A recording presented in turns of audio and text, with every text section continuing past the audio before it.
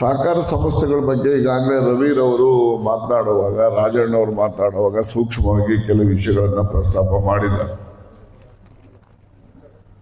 ಸಹಕಾರ ಸಂಸ್ಥೆ ಇದು ಜನರ ಸಂಸ್ಥೆ, ಇದು ರೈತರ ಸಂಸ್ಥೆ. ಇದು ಈಗ ಸಾಲ ಕೊಟ್ಟಿದ್ದೀವಲ್ಲ, ಸಾಲ ಕೊಟ್ಟಿರೋ ದುಡ್ಡು ಸರ್ಕಾರದ ದುಡ್ಡಲ್ಲ, ನಿಮ್ಮದೇ ದುಡ್ಡದು.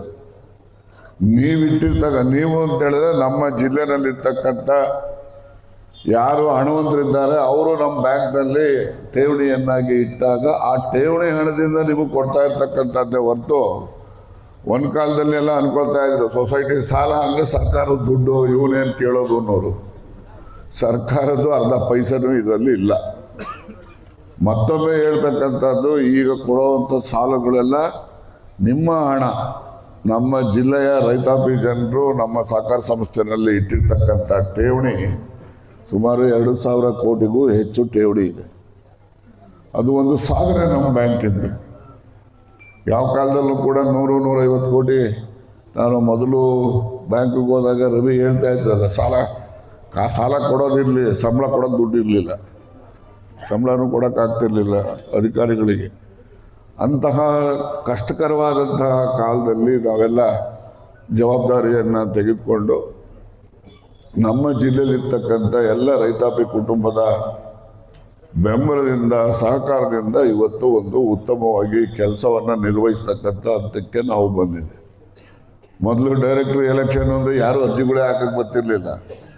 ಸೊಸೈಟಿಗಳಲ್ಲಿ ಮೀಟಿಂಗು ಅಂತಂದರೆ ಮನೆಗೆ ಕಳಿಸಿ ಪುಸ್ತಕ ರುಜು ಹಾಕ್ಸ್ಕೊಂಡು ತರಿಸ್ಕೊಂಬಿಡೋರು, ಯಾರು ಬತ್ತನೂ ಇರಲಿಲ್ಲ. ಈಗ ಸೊಸೈಟಿ ಎಲೆಕ್ಷನ್ನು ಜೋರಾಗಿ ನಡೀತದೆ. ಆ ಬ್ಯಾಂಕ್ ಎಲೆಕ್ಷನ್ನು ಈ ಸತಿ ಪಾಪ ರವಿಗೆ ಈ ಸರಿ ಬೆವರು ಬರೋಂಗೆ ಮಾಡೋರು, ಈ ಸರಿ ಯಾವ ಸರಿನೂ ಮಾಡಿರಲಿಲ್ಲ ಹಂಗೆ.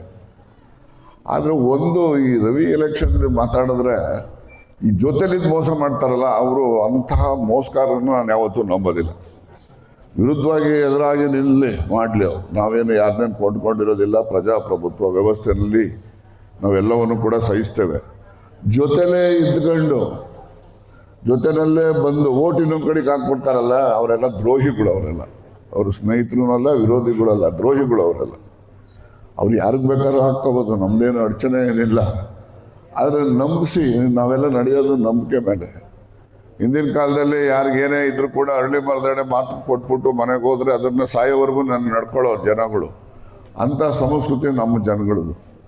ಆದರೆ ಇವತ್ತು ಜೊತೆಲೇ ಇದ್ದು, ಜೊತೆಲೇ ಮಾತಾಡಿ, ಜೊತೆನಲ್ಲೇ ಇದ್ದು ರಾತ್ರಿ ಹಗಲು ಬಂದು ಮೋಸ ಮಾಡಿಬಿಟ್ರೆ ಅದನ್ನು ನಾವು ಸಹಿಸೋಕ್ಕಾಗಲ್ಲ. ಅಂಥವ್ರು ಯಾರು ಆವಾಗ ನಾವು ಮಳೆಯನ್ನು ಆಧರಣ ಮಾಡಿಕೊಂಡು ಬೇಸಾಯ ಮಾಡ್ತೀವಲ್ಲ, ಅವ್ರಿಗೆ ಯಾರಿಗೂ ಕೂಡ ಇವತ್ತು ಹಾಕಿದ ಬಂಡವಾಳ ವಾಪಸ್ ಬರುತ್ತೆ ಅಂತ ಗ್ಯಾರಂಟಿ ಇಲ್ಲ. ಎಷ್ಟೋ ಸರಿ ಬಂಡವಾಳಕ್ಕೆಲ್ಲ ಹಾಕಿದ ಬಂಡವಾಳ ಹಾಕಿರ್ತೀವಲ್ಲ, ಅಷ್ಟು ದುಡ್ಡು ವಾಪಸ್ ಬರೋದಿಲ್ಲ, ನಷ್ಟ ಆಗ್ಬಿಡ್ತವೆ. ಅದ್ರ ಬದಲ ಬೇಸಾಯ ಮಾಡ್ದಂಗಿದ್ರೆ ಒಳ್ಳೇದಪ್ಪ ಅಂತ ಅನ್ನೋ ಜನನೂ ಇದ್ದಾರೆ. ಆದರೆ ಬೇಸಾಯ ಮಾಡದೇ ಇದ್ರೆ ಏನಾಗ್ತದೆ, ಬೀಳ್ಬಿಟ್ರೆ ಊರು ಮುಂದೆ ಕೂತ್ಕೊಂಡು ಬೈಕಂತಾನೆ. ಇಲ್ಲಿ ದೊಡ್ಡದಾಗಿ ಬಂದು ಭಾಷಣ ಹೊಡಿತಾನೆ, ಅಲ್ಲೆಲ್ಲ ಗೇಯ್ಮೆನೆ ಮಾಡಿದೆಲ್ಲ ಬೀಳ್ಬಿಟ್ಟವ್ರೆ ಅಂತ ಊರು ಮುಂದೆ ಬೈತಾರಲ್ಲ ಅಂತನಾದರೂ ಕೂಡ ಉಳುಮೆ ಮಾಡಬೇಕು. ಇದೆಲ್ಲ ಹಳ್ಳಿನಲ್ಲಿ ನಡೀತಕ್ಕಂಥ ನಡವಳಿಕೆಗಳು. ಇದರಲ್ಲಿ ಏನು ಹೊಸದು ಇಲ್ಲ, ಏನಿಲ್ಲ. ಆದರೂ ಕೂಡ ಆ ರೈತರ ಆರ್ಥಿಕ ಸದೃಢತೆಯನ್ನು ಹೆಚ್ಚಿಸಬೇಕು ಅಂತಕ್ಕಂಥದ್ದು, ಅವರಿಗೆ ಬೇಕಿರ್ತಕ್ಕಂಥ ಗೊಬ್ಬರ ಇರ್ಬೋದು, ಬೀಜ ಇರ್ಬೋದು, ಮತ್ತು ಹಣದ ಅವಶ್ಯಕತೆ ಇರ್ಬೋದು, ಕಡಿಮೆ ಬಡ್ಡಿನಲ್ಲಿ ಅವನಿಗೆ ಹೆಚ್ಚು ಸಹಾಯ ಆಗಬೇಕು. ಅವನಿಗೆ ಲಾಭ ಬರೋ ರೀತಿಯಲ್ಲಿ ಅವನೇನೆಲ್ಲ ಉಪಯೋಗ ಮಾಡ್ತಾನೆ ಅದೆಲ್ಲ ಕಡಿಮೆ ದರದಲ್ಲಿ ಅವನಿಗೆ ದೊರಕಬೇಕು ಅಂತಕ್ಕಂಥ ಉದ್ದೇಶದಿಂದ ನಮ್ಮ ಸರ್ಕಾರವು ಕೂಡ ರೈತರಿಗೋಸ್ಕರ ಬಹಳಷ್ಟು ಈ ಸ್ಪ್ರಿಂಕ್ಲರ್ಗಳನ್ನು ಕೊಡ್ತಕ್ಕಂಥದ್ದು ಇರ್ಬೋದು, ಟ್ರ್ಯಾಕ್ಟ್ರು ಕೊಡ್ತಕ್ಕಂಥದ್ದು. ಈಗೆಲ್ಲ ಆಳುಗಳು ಸಿಕ್ಕಲ್ಲ ಅಂತೇಳಿ ಎಲ್ಲ ಹಾರ್ವೆಸ್ಟರ್ಸ್ ಅವನ್ನೆಲ್ಲ ಈಗೆಲ್ಲ ಬರ್ತಾ ಇದ್ದಾವೆಲ್ಲ ಹೊಸವು. ಇವೆಲ್ಲವನ್ನು ಕೂಡ ರೈತರು ಆರ್ಥಿಕವಾಗಿ ಸದೃಢರಾಗಲಿ ಇರ್ತಕ್ಕಂಥ ರೀತಿಯಲ್ಲಿರೋದು. ಇವತ್ತು ರೈತರು ಆರ್ಥಿಕವಾಗಿ ಹೇಗಿದ್ದಾರೆ ಅಂದರೆ, ಮಳೆ ಬಂದರೆ ಬೆಳೆ, ಒಂದೊಂದು ಸರಿ ಬೆಳೆ ಜಾಸ್ತಿ ಬಂದ್ಬಿಟ್ಟು ಬೆಲೆನೇ ಇರಲ್ಲ. ನಿಮ್ಮ ಶಿರಾದಲ್ಲಿ ಕಡಲೆಕಾಯಿ ಕೇಸ್ಗಳು ಇವೆಲ್ಲ ಆಗಿದಾವ, ಎಲ್ಲ ಒಟ್ಟಿಗೆ ಕಡಲೆಕಾಯಿ ತಗೊಂಡು ಹೊರಟೋಗ್ಬಿಟ್ರೆ ರೈತರು ಕೊಂಡ್ಕೊಳ್ಳೋನು ಬರದೇ ಇದ್ದಾಗ ರೈತರಲ್ಲಿ ಅಸಮಾಧಾನ ಬರ್ತದೆ. ಅದರಿಂದ ಒಂದೊಂದು ಅಹಿತಕರವಾದಂಥ ಘಟನೆಗಳನ್ನು ಕೂಡ ನಾವು ಕರೆಂಟ್ ಇಲ್ವಾ ನಾನು ಹೇಳ್ತಕ್ಕಂಥದ್ದು ಅವ್ರು ಹಾಕಿದ್ದ ದುಡ್ಡೇ ವಾಪಸ್ ಬರೋದಿಲ್ಲ. ನಾನು ಯಾವುದೇ ಒಂದು ರಾಜಕೀಯದ ದೃಷ್ಟಿಯಿಂದ ನಾನು ಮಾತಾಡ್ತಾ ಇಲ್ಲ, ವಾಸ್ತವಾಂಶವನ್ನು ಹೇಳ್ತಕ್ಕಂಥದ್ದು. ಅಲ್ಲಿ ಸುಮಾರು 10 ಲಕ್ಷ ಕೋಟಿಗೂ ಮೀರಿ ಈ ದೊಡ್ಡ ದೊಡ್ಡ ಖಾಸಗಿಯವ್ರದ್ದು ಉದ್ಯೋಗಪತಿಗಳು ಸಾಲ ಮನ್ನಾ ಮಾಡ್ತಾರೆ, ಯಾರ್ಯಾರಿಗೋ ಮಾಡ್ತಾರೆ. ಆದರೆ ಯಾವತ್ತೂ ಕೂಡ ಯಾವ ಮನುಷ್ಯನಿಗೆ ಯಾರ ಅಭ್ಯುದಯವನ್ನು ಬಯಸ್ತಾನೆ ಅಂಥವನಿಗೆ ರಾಜಕೀಯ ಅಧಿಕಾರ ದೊರಕಬೇಕು. ಯಾವ ಮನುಷ್ಯ ರೈತರ ಪರವಾಗಿರ್ತಾರೆ, ಬಡವ್ರ ಪರವಾಗಿರ್ತಾನೆ ಅಂಥವನಿಗೆ ರಾಜಕೀಯ ಅಧಿಕಾರ ಬಂದಾಗ ಅದು ಆ ರಾಜಕೀಯ ಅಧಿಕಾರದ ಲಾಭ ಅವ್ರಿಗೆ ದೊರಕುತ್ತೆ. ಇಲ್ಲ ಅಂತ ಹೇಳಿದ್ರೆ ಇವರು ಹೀಗೆ ಇರ್ತಾರೆ, ಅವ್ರು ಹಾಗೆ ಇರ್ತಾರೆ. ಈಗ ಅವನು ಯಾರು ದುಡ್ಡು ಹೊತ್ಕೊಂಡು ಒಳಗೆ ಬಿಟ್ಟ, ಯಾರು ಅವನು ಮೋದಿ ಅಂದರೆ ಈ ಮೋದಿ ಅಲ್ಲಪ್ಪ, ಆಮೇಲೆ ನೀರವ್ ಮೋದಿ, ಆಮೇಲೆ ಇನ್ನೊಬ್ಬ ಮಲ್ಯ ಎಲ್ಲ ಓದ್ಕೊಂಡೆ ಹೋಗೇ ಬಿಟ್ರು. ಯಾರನ್ನ ನಮ್ಮ ಸೊಸೈಟಿನ ಸಾಲ ತಗೊಂಡು ಸರಿಯಾಗಿ ಟೈಮಿಗೆ ಸರಿಯಾಗಿ ಕಟ್ಟಲಿಲ್ಲ ಅಂದರೆ ಒಂದು ತಿಂಗಳು ವಾಚೆಗೆ ಹೋಗ್ತಾರ, ಇಲ್ಲೇ ಇರ್ತಾರೆ. ಇವತ್ತರ ನಾಳೆ ಕಟ್ತೀವಿ ಬಿಡಯ ಅಂತಾರೆ. ಅವ್ರು ನೋಡಿ ಸಾವಿರಾರು ಕೋಟಿ ಹೊತ್ಕೊಂಡು, ಯಾರು ದುಡ್ಡದು? ನಮ್ಮ ದುಡ್ಡದು, ಜನರು ದುಡ್ಡು, ಬ್ಯಾಂಕಲ್ಲಿರ್ತಕ್ಕಂಥ ದುಡ್ಡು ಸರ್ಕಾರದ ದುಡ್ಡು, ಸರ್ಕಾರದಲ್ಲಿರೋ ದುಡ್ಡು ನಮ್ಮ ತೆರಿಗೆ ಹಣ. ಈ ರೀತಿಯಲ್ಲಿ ರಾಜ್ಯದಲ್ಲಿ ದೇಶದಲ್ಲಿ ನಡೀತಕ್ಕಂಥ ನಡವಳಿಕೆಗಳ ಬಗ್ಗೆನೂ ಕೂಡ ನಾವು ಎಚ್ಚರದಿಂದ ಇರಬೇಕಾಗ್ತದೆ. ನಾವೇನು ಯಾರ್ದೋ ಟೀಕೆ ಮಾಡ್ತಾ ಇದ್ದೀನಿ ಅಂತಲ್ಲ, ವಾಸ್ತವಾಂಶವನ್ನೇ ಹೇಳ್ತಕ್ಕಂಥ ಪ್ರಯತ್ನವನ್ನು ಮಾಡಿದ್ದೀವಿ. ಈಗ ಸಿದ್ದರಾಮಯ್ಯನವರು 13ರಲ್ಲಿ ಮುಖ್ಯಮಂತ್ರಿ ಆದರು. ಆದ ಕೂಡಲೇ ಏನು ಮಾಡಿದ್ರು ಅವರು? ಅನ್ನಭಾಗ್ಯ ಕೊಟ್ಟರೋ ಇಲ್ವೋ? ಅನ್ನಭಾಗ್ಯ ಯೋಜನೆ ಬರೀ ಏನು ಸಿದ್ದರಾಮಯ್ಯ ಕುರುಬರವನು ಅಂತೇಳಿ ಬರೀ ಕುರುಬರು ಕೊಡಲಿಲ್ಲ, ಅಥವಾ ಕಾಂಗ್ರೆಸ್ನವರು ಅಂತೇನು ಕಾಂಗ್ರೆಸ್ನವರು ಕೊಡಲಿಲ್ಲ. ಈ ರಾಜ್ಯದಲ್ಲಿ ಯಾರು ಕೂಡ ಬಡವರು ಹಸುವಿನಿಂದ ಬಳಲಬಾರ್ದು ಅಂತ ಹೇಳಿ ಅನ್ನಭಾಗ್ಯ ಯೋಜನೆಯನ್ನು ಕೊಟ್ಟಿದ್ದು.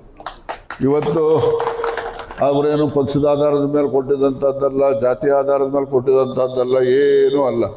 ಆದರೆ ಬಡವರು ಯಾರು ಕೂಡ ಉಪವಾಸ ಇರಬಾರ್ದು ಅಂತಕ್ಕಂಥ ದೃಷ್ಟಿಯಿಂದ ಅನ್ನಭಾಗ್ಯ ಯೋಜನೆಯನ್ನು ಕೊಟ್ಟಂಥದ್ದು. ಅದಕ್ಕೂ ಮಾತಾಡ್ತಾರೆ ಕೆಲವು ಜನ ಊರು ಮುಂದೆ ಕೂತ್ಕೊಂಡು, ಇದೆಲ್ಲ ಕೊಟ್ಬಿಟ್ಟು ನಮ್ಮ ಜಮೀನಿಗೆ ಕೂಲಿಗೆ ಬರ್ದಾಗ ಮಾಡಾಕ್ಬಿಟ್ಟ ಏನು ಸಿದ್ದರಾಮಯ್ಯ ಅನ್ನೋರು ಇರ್ತಾರೆ. ಇನ್ನು ಕೆಲವು ಜನ ಏನು ಹೇಳ್ತಾರೆ, ಸಿದ್ದರಾಮಯ್ಯ ಏನು ಮನೆ ತಂದು ಕೊಟ್ಟಿಲ್ಲ ಬಿಡಯೋ ಕೊಟ್ಟವ್ರೆ ಅಂತ ಉದಾಸೀನದಲ್ಲಿ ಮಾತಾಡ್ತಾರೆ.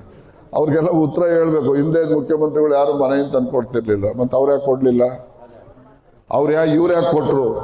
ಯಾರು ಬಡವ್ರ ಕಷ್ಟ ಹತ್ರದಿಂದ ನೋಡಿರ್ತಾರೆ, ಅನುಭವಿಸಿರ್ತಾರೆ, ಅವ್ರಿಗೆ ಮಾತ್ರ ನಿವಾರಣೆ ಮಾಡ್ತಕ್ಕಂಥ ಬುದ್ಧಿ ಬರ್ತಕ್ಕಂಥ, ಎಲ್ರಿಗೂ ಬರೋದಿಲ್ಲ. ಅವರು ಹೇಳ್ತಾ ಇದ್ರು, ನಮ್ಮೂರಲ್ಲಿ ರಾಜಣ್ಣ ಹೆಣ್ಮಕ್ಳುಗಳು ಕೆಲವು ಜನ ಭತ್ತ ಭಾಳ ಜನ ಬೆಳೀತಿರ್ಲಿಲ್ಲ, ಒಂದು 5-6 ಮನೆಯವ್ರು ಬೆಳೆಯೋರು. ಆ ಮಕ್ಕಳಿಗೆ ಜ್ವರನೋ ಅಥವಾ ಬೇದಿನೋ ಶುರು ಆಗಿಬಿಟ್ರೆ ಒಂದು ಮಿತ್ಗೆ ಅನ್ನ ಕೊಡಿ, ಒಂದು ಮಿತ್ಗೆ ಅನ್ನ ಕೊಡಿ ಅಂತ ಅನ್ನ ಮಾಡೋರು ಮನೆಗೆ ಬಂದು ಕೇಳೋರು. ನಮ್ಮ ಮನೆಗೆ ನಮ್ಮಮ್ಮ ಬೈಕೊಂಡು ಕೊಡೋಳು. ನಾನು ಅವಾಗ ಅಯ್ಯೋ ಏನಪ್ಪ ಈ ಥರ ಅಲ್ಲ ಅಂತ ಹೇಳಿ ನಾನು ಅವಾಗ ಅಂದಿದ್ದೆ, ದೇವ್ರೇನಾದ್ರು ನನಗೆ ಶಕ್ತಿ ಕೊಟ್ಟರೆ ಯಾರು ಅನ್ನ ಅಂತೇಳಿ ಇನ್ನೊಬ್ಬರು ಮನೆ ಬಾಗಿಲಿಗೆ ಹೋಗ್ಬಾರ್ದು, ಹಂಗೆ ಮಾಡ್ಬೇಕು ನಾನು ಅಂತ ಅಂದ್ಕೊಂಡಿದ್ದೆ. ಅದಕ್ಕೆ ಮಾಡಿದ್ದೀನಿ ಅಂತೇಳಿ. ನಿಮ್ಮೂರಲ್ಲೇ ಆಗಲಿ ಎಲ್ಲನೇ ಆಗಲಿ ಬೆಳಿಗ್ಗೆ ಇದ್ದರೆ ಭಿಕ್ಷುಕರು ಮನೆ ಬಾಗಿಲು ಬರ್ತಿದ್ರೋ ಇಲ್ವೋ? ಇವತ್ತು ಯಾವುದನ ಊರಲ್ಲಿ ಯಾವನೊಬ್ಬ ಭಿಕ್ಷುಕ ಬರ್ತಾನೆ ಅಂತ ನೀವು ತೋರಿಸಿ ನೋಡ್ತೀನಿ ನಾನು. ಭಿಕ್ಷುಕ್ ಬರ್ತಾರೆ ಇರೋಣ, ಸಾಯಂಕಾಲದ ಖರ್ಚಿಗೆ ಬರ್ತಾರೆ, ಒಂದು 25 ಕೊಡೋಣ 50 ಕೊಡೋಣ ಅಂತ. ಅವರು ಸಾಯಂಕಾಲದ ಅವ್ರು ಒಂಥರ ಭಿಕ್ಷುಕರೇನೆ, ಸಾಯಂಕಾಲದ ಖರ್ಚಿಗೆ. ಅನ್ನ ಅಂದರೆ ಯಾರು ಕೇಳಲ್ಲ, ಹೌದಲ್ವಾ? ಮೊದಲೆಲ್ಲ ಎಲ್ಲಿ ಸೀಕಿದ್ರೆ ಕೊಡಿ, ನಿಮ್ಮ ಮನೆಗೆ ಅನ್ನ ಇದ್ರು ಕೊಡಿ, ಸಾರಿದ್ರು ಕೊಡಿ ಅಂತ ಮನೆಗೆ ಗೊತ್ತಿದ್ರೋ ಇಲ್ಲ. ಇವತ್ತು ಒಬ್ಬರು ಬರೋಲ್ಲ. ಒಬ್ಬರು ಬರೋದಿಲ್ಲ ಅಂದರೆ ಯಾಕೆ ಬರೋದಿಲ್ಲ ಅವರು? ಇವತ್ತು ಆ ಪರಿಸ್ಥಿತಿ ಕಷ್ಟ ಯಾರು ಅನುಭವಿಸ್ತಾ ಇಲ್ಲ. ಇದು ಒಂದು ಮೌನ ಕ್ರಾಂತಿ. ಇದು ಇಂತಹ ಒಂದು ಚಿಂತನೆ ಮಾಡ್ತಕ್ಕಂಥದ್ದು, ಇಂತಹ ಕಾರ್ಯಕ್ರಮಗಳನ್ನು ಜಾರಿ ಮಾಡ್ತಕ್ಕಂಥದ್ದು, ಇದೆಲ್ಲವೂ ಕೂಡ ಬಡವರ ಪರವಾಗಿ ಯೋಚನೆ ಮಾಡ್ತಕ್ಕಂಥ ಜನರಿಂದ ಮಾತ್ರ ಸಾಧ್ಯ. ನೀವು ಅಧಿಕಾರ ಕೊಡುವಾಗ ಅಂಥವ್ರಿಗೆ ಕೊಡಬೇಕು. ಸುಮ್ಮನೆ ಇಲ್ಲಿ ಓಟ್ ತಗೊಂಡು ಬೊಂಬಾಯಿಗೆ ಡೆಲ್ಲಿಗೋ ಅಥವಾ ಡೆಲ್ಲಿನ ಆಮೇಲೆ ಜೈಚಂಡಿಗೆ ಹೇಳ್ತಾವ್ರೆ ಅಂತ ಅನ್ಕೊಂಬಿಟ್ಟಿರೋ. ಆಮೇಲೆ ಅದು ಯಾಕೆಂದರೆ ಡೆಲ್ಲಿ ಪ್ರತಿನಿಧಿಯವರು ಯಾರು ಬೇರೆ ಎಲ್ಲೋ ಊರಿಗೆ ಹೋಗಿ ಮಜಾ ಮಾಡ್ಕೊಂಡು ಕಾಲ ಕಳೀತಾರಲ್ಲ, ಆ ಥರ ಅಂತ ಹೇಳಿ ಆಗಬಾರ್ದು. ಯಾರು ನಿಮಗೆ ನಿಜಕ್ಕೂ ಕೂಡ ನಿಮ್ಮ ಕಷ್ಟ ಸುಖಗಳನ್ನು ನಿವಾರಣೆ ಮಾಡ್ತಕ್ಕಂಥ ಪ್ರಯತ್ನ ಮಾಡೋವಂಥ ಮುಖಂಡರಿರ್ತಾರೆ, ಅಂಥವರಿಗೆ ಯಾವತ್ತೂ ಜನರ ಆಶೀರ್ವಾದ ಇರಬೇಕು. ನಾ 5 ತಿಂಗಳ ಹಿಂದೆನೆ ಅವನಿಗ ಮತ್ತು ಕಾಯಿಲೆ ಬಂದಿತ್ತು ತಲೆ ಸುತ್ತ ಬಂದು ಆಸ್ಪತ್ರೆಗೆ ಅಡ್ಮಿಟ್ ಮಾಡಿದ್ದೆ. 5,000 ಸ್ಕ್ಯಾನಿಂಗ್ಗೆ ಹಾಕಿದೆ ನಾರ್ಮಲ್ ಬಂತು ನಾನೊಂದು ತಾಯಾಗಿ ಹೇಳ್ತಿದ್ದೀನಿ ನನ್ನ ಮಗ ಕಷ್ಟಪಡೋದು, ಅವ್ನು ಕಣ್ಣೀರು ಹಾಕೋದು ನನ್ನ ಕೈಲಿ ನೋಡಕ್ ಆಗ್ತಿದ್ದಿಲ್ಲ ಅವ್ನು ಯಾವಾಗ್ಲೂ ನೆಲದ ಮೇಲೆ ಕುತ್ಕೊಂಡು ಊಟ ಮಾಡ್ತಿದ್ದಿಲ್ಲ ಮಕ್ಕೊಂತಿದ್ದಿಲ್ಲ ಅವ್ನು ಎಲ್ಲರಿಗೂ ನೋಡಿ ಅಳೋದು ಅವನು ಫುಲ್ಲು ದಪ್ಪಾಗ್ಬಿಟ್ಟ ಬೆಂಗಳೂರಲ್ಲಿ ಒಯ್ದಿದ್ವಿ ಅಲ್ಲೂ ಆಗಲ್ಲ ಅಂದ್ರು. ಬೆಂಗಳೂರು ಇಂದಿರಾ ಗಾಂಧಿ ಹಾಸ್ಪಿಟ್ಲಿಗೆ ಕೊಲೆಸ್ಟ್ರಾಲ್ ತಗ್ಸಕ್ಕೆಲ್ಲ ಹೋಗಿದ್ದೀನಿ ಸರ್. ಫಸ್ಟಿಗೆ ನನಗೆ ಪೀಡ್ಸ್ ಕಾಯಿಲೆ ಇತ್ತು ಸರ್. ಮಾತ್ರೆ ತಗೊಂಡು ನಾನು ಫುಲ್ ದಪ್ಪ ಆಗ್ಬಿಟ್ಟಿದ್ದೆ. ಮುಂಚೆ ನನಗೆ ತಲೆ ಸುತ್ತ ಬರೋದು, ಕಣ್ಣೆಲ್ಲ ಮಂಜಾಗೋದು, ವಾಮಿಂಟ್ ಆಗೋದು. ನಾನು ಮುಂಚೆ 95 kg ಇದ್ದೆ, ಕೇವಲ 4 ತಿಂಗಳಲ್ಲಿ 23 kg ಸಣ್ಣ ಆಗಿದ್ದೀನಿ. ಅಂದ್ರೆ 72 kg ಇದ್ದೀನಿ ಈಗ. ಆಮೇಲೆ ಒಂದು ವಾರ ಬಿಟ್ಟು ನಿಮ್ಮ ಜೀನಿ ಸ್ಲಿಮ್ ತಗೊಂಡ್ಮೇಲೆ ಬೆನ್ನೋವು ಸುಸ್ತು ತಲೆನೋವು ಏನೂ ಇಲ್ಲ ಅದನ್ನ ತಗೊಂಡ್ಮೇಲೆ ಅವನು ಪರವಾಗಿಲ್ಲ ಈಗ ನೋಡಿದ್ರೆ ನನ್ನ ಮಗ ನೋಡಿದ್ರೆ ಖುಷಿ ಆಗ್ತೈತೆ ನಮ್ಮ ಮಗ ದಪ್ಪ ಇದ್ನಲ್ಲ ಅವಾಗ ನೋಡಿ ಕಣ್ಣೀರ್ ಆಗ್ತಿದ್. ನಾನೀಗ ಖುಷಿ ಪಡ್ತಿದ್ದೀನಿ ನನ್ನ ಮಗಗ್ ನೋಡಿ. ನಮ್ ನೆಂಟ್ರೆ ನನಗೆ ಗುರುತು ಹಿಡಿತಿಲ್ಲ, ಅಷ್ಟು ಸಣ್ಣ ಆಗಿದ್ದೀನಿ. ದಪ್ಪ ಇದ್ದವರೆಲ್ಲ ತಗೊಂಡ್ರು ಏನು ಪ್ರಾಬ್ಲಮ್ ಇಲ್ಲ ಆರೋಗ್ಯಕ್ಕೆ ಒಳ್ಳೇದು ನನ್ನ ಮಗ ಸಣ್ಣ ಆಗ ನನಗೆ ಖುಷಿ. ಎಲ್ಲಾ ತಾಯಿಯವ್ರ ಮಕ್ಕಳು ಯಾರ ಮನೇಲಿ ದಪ್ಪ ಇದಾರ ಮಕ್ಕಳು ಎಲ್ಲಾ ತಾಯಿ ನೀವು ಸಪೋರ್ಟ್ ಮಾಡ್ರಿ ಮಕ್ಕಳಿಗೆ. ಜೀನಿ ಸ್ಲಿಮ್ ಯೂಸ್ ಮಾಡಿ, ನೀವು ಜೀನಿ ಸ್ಲಿಮ್ ತಗೊಳ್ರಿ, ನೀವು ಖುಷಿ ಪಡ್ತೀರಿ. ನನ್ನ ಮಗಗ್ ನಾನು ಖುಷಿ ಪಡ್ತಿದ್ದೀನಿ ಇವಾಗ. ಏನು ಭಯ ಇಲ್ಲ ಸರ್, ಇದೇನು ಸಿರಿಧಾನ್ಯಗಳಿಂದ ಮಾಡಿರೋ ಪೌಡರ್ ಇದು, ಇದರಿಂದ ಏನು ಸೈಡ್ ಎಫೆಕ್ಟ್ ಆಗಲ್ಲ. ಜೀನಿ ಸ್ಲಿಮ್ ಯೂಸ್ ಮಾಡಿ. Thank you Jeeni slim.